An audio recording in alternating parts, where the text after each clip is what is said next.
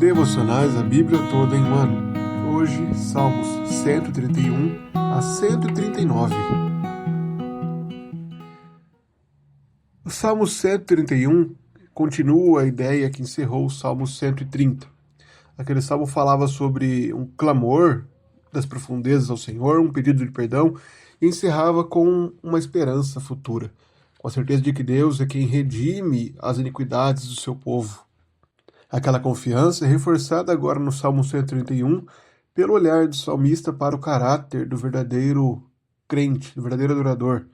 Ele não é orgulhoso no seu coração, ele não é arrogante no seu olhar, ele não anda à procura de coisas grandes. Pelo contrário, ele faz calar e sossegar a sua alma, o seu coração, e assim espera no Senhor. O Salmo 132, ele continua essa esperança. Se há esperança, agora o Salmo seguinte fala sobre uma oração ao Senhor para que Ele cuide, para que Ele sustente aquele que se assenta no trono de Davi. Ele se lembra da aliança de Davi. É nessa aliança que o salmista tem esperado. É uma expectativa do cumprimento dessa aliança eterna, de um rei eterno que agirá em favor do povo de Deus. Portanto, vemos nesses cânticos de peregrinação a caminho de Jerusalém uma esperança no Salmo 131, uma aliança feita no Salmo 132, e agora há uma comunhão, uma união no Salmo 133. Agora o salmista se alegra na comunhão do povo de Deus e na bênção que Deus concede ao seu povo quando este se reúne, quando este glorifica Deus e adora a Deus em unidade. Cristo é a personificação do crente no Salmo 131. É ele quem demonstra esse caráter perfeito. Ele também é aquele que cumpre esse desejo do Salmo 132, da bênção do Senhor para o descendente de Davi que se sentará no trono. Ele também é aquele que produz a união do povo de Deus. Se estamos unidos, é porque estamos todos ligados a Cristo.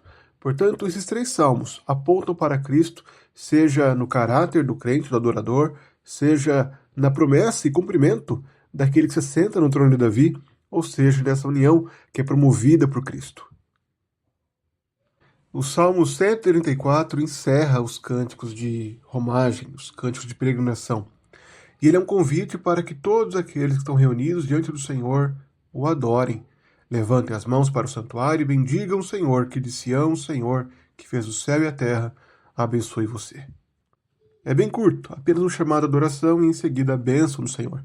E o salmo seguinte, o Salmo 135, expressa não um cântico de romagem, um cântico de peregrinação, mas uma resposta a esses cânticos anteriores.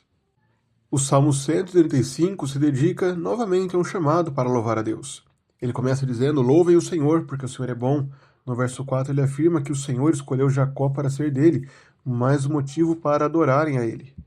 Na segunda parte do Salmo, ele declara que o Senhor faz tudo o que lhe agrada, tudo que agrada ao Senhor, ele o faz.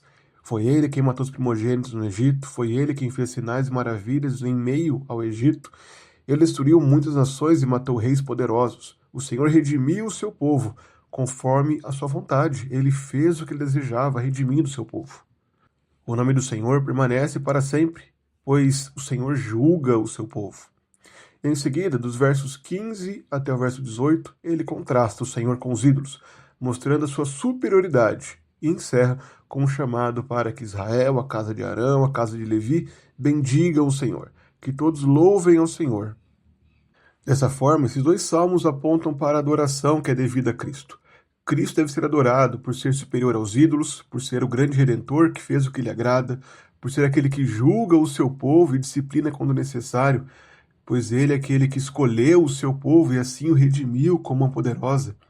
O Senhor deve ser adorado por todo o seu povo. O Salmo 136 continua alguns assuntos que foram iniciados no Salmo anterior. O Salmo 135 havia falado do Senhor como o Criador e como o Redentor.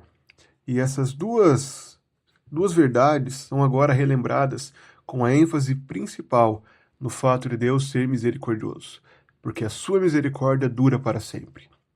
Esse é o recital, é o estribilo que nós chamamos, que é visto em todo esse salmo. É o verso principal de toda a passagem, o ensino principal desse salmo. Esse salmo é contrastado com o seguinte, pois o Salmo 137 fala sobre a realidade da amargura no exílio na Babilônia. É lembrado pelo salmista como aqueles homens choravam ao se lembrar de Jerusalém, pelo desejo de estarem novamente reunidos à casa do Senhor. E o salmo se encerra com uma oração para que o Senhor haja contra os inimigos, para que o Senhor faça justiça contra Edom e também contra a filha da Babilônia, que seja destruída. Como o Salmo 136 nos ensinou, a misericórdia do Senhor dura para sempre. E sabemos disso porque, além dos fatos que o salmista declarou nesse salmo, também é plenamente visto essa verdade na pessoa de Cristo. O sofrimento, a morte de Cristo e a sua ressurreição são uma declaração clara do Senhor de que a sua misericórdia dura para sempre. Pois é por meio dessa obra redentora que assim Cristo reúne os exilados, aqueles que estavam distantes do Senhor, aqueles que agora estão afastados da presença do Senhor, são trazidos de volta, retornam para a presença do Senhor.